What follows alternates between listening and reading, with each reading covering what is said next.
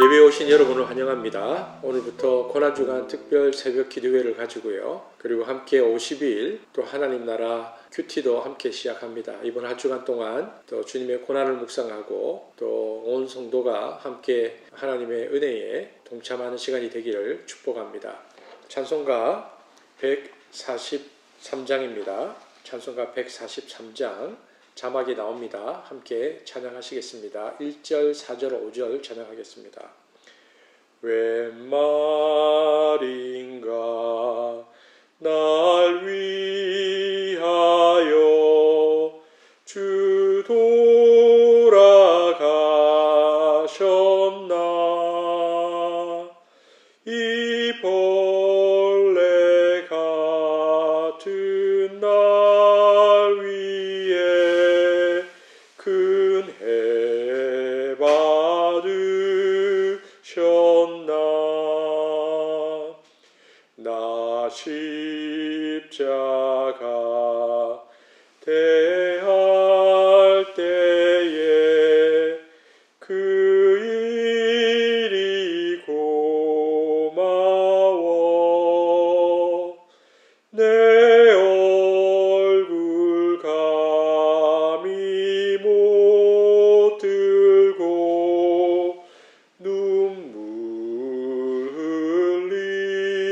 흘리도다 늘 울어도 눈물로써 못 갚을 줄 알아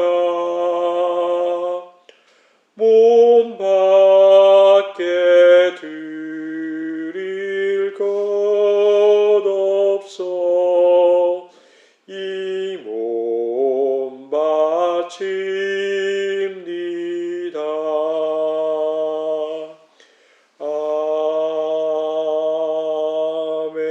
아멘.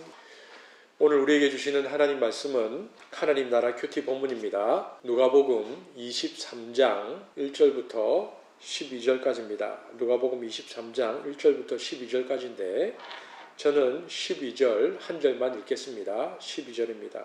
헤롯과 빌라도가 전에는 원수였으나 당일에 서로 친구가 되니라. 인류 역사상 가장 불의한 재판을 꼽는다면 빌라도가 예수님께 내린 유죄 판결일 것입니다. 오늘 본문 23장 1절에 보면 그들 온 무리가 일어나서 예수를 빌라도 앞으로 끌고 갔다 이렇게 되어 있습니다.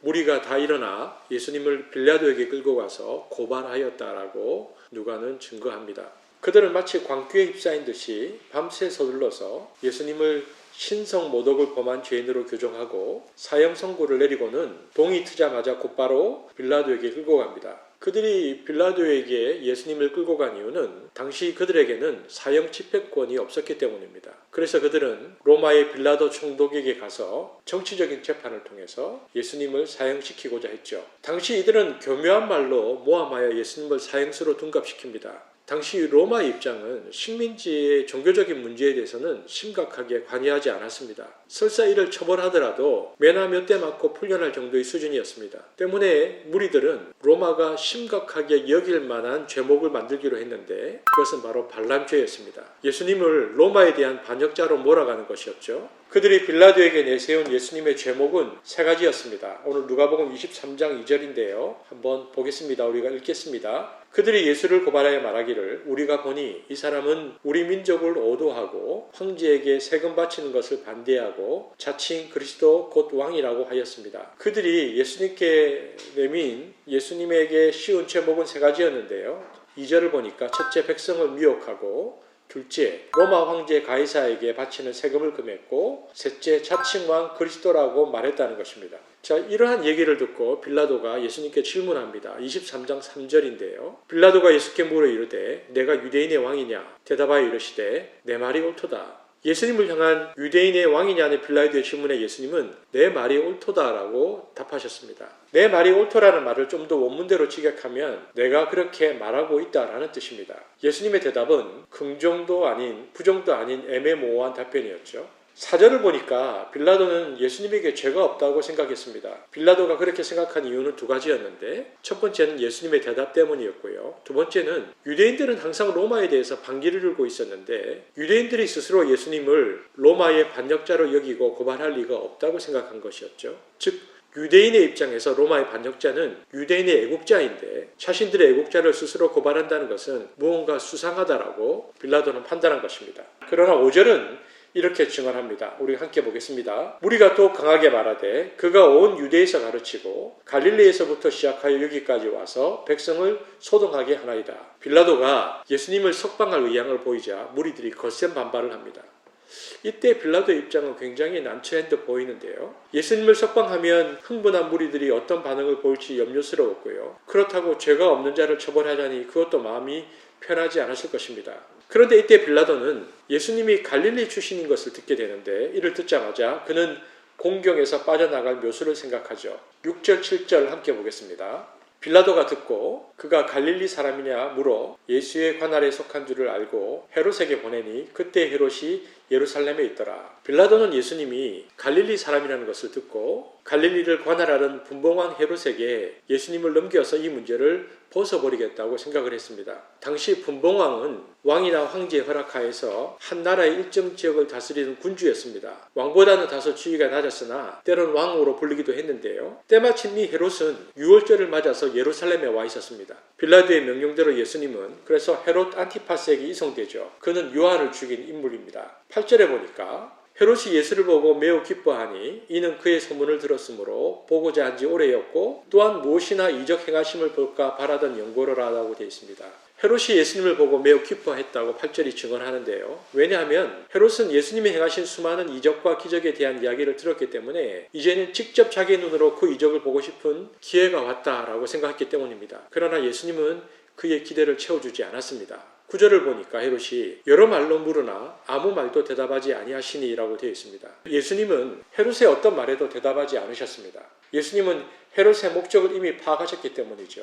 예수님이 베푸신 이적은 하나님 나라의 도래와 그리스도 되심을 선포하는 표적이었지 한낱 호기심에 들뜬 왕을 즐겁게 해주는 수단이 아니었던 것입니다. 따라서 예수님은 헤롯의 호기심과 관심에 반응하지 않으십니다. 여러분 한자에 고장난명이라는 말이 있는데요. 손바닥도 마주쳐야 소리가 나는 법인데 헤롯의 많은 질문에도 아무 대답도 안 하시는 예수님을 보고 헤롯은 분명 답답했을 것입니다. 거기다가 그때 대제사장들과 서기관들은 힘써 예수님을 고발했다고 10절에 말하고 있습니다. 헤롯은 예수님을 대단한 사람이라고 생각했었는데 막상 직접 보니 질문에도 아무 대답도 못하고 대제사장들과 서기관들의 고발에도 아무런 변론도 못하는 별 볼일 없는 사람으로 생각합니다. 헤롯은 그래서 예수님을 업신여기며 희롱한 후에 다시 빌라도에게 돌려보냅니다. 11절 12절을 우리가 보겠습니다. 헤롯이 그 군인들과 함께 예수를 업신여기며 희롱하고 빛난 옷을 입혀 빌라도에게 도로 보내니 헤롯과 빌라도가 전에는 원수였으나 당일에는 서로 친구가 되노라. 여러분 우리가 이 본문 말씀에 주목할 필요가 있습니다. 성경은 세상 권력의 속성에 대해서 이렇게 말하죠. 헤롯과 빌라도가 전에는 서로 원수였으나 당일에 서로 친구가 되었다. 여러분 세상에는 영원한 적도 동지도 없다는 말처럼 이전에는 견원주간이었던 헤롯과 빌라도가 친구가 되었다는 것은 오직 자기들의 유익만을 쫓아가던 그들의 추악한 모습을 보여줍니다. 죄 없는 예수님을 향해서 유죄 판결을 내리기 위해 결코 함께할 수 없는 사람들이 한 통속이 되었던 거죠. 유대인인 대제사장들과 서기관들이 이방인인 빌라도와 헤롯과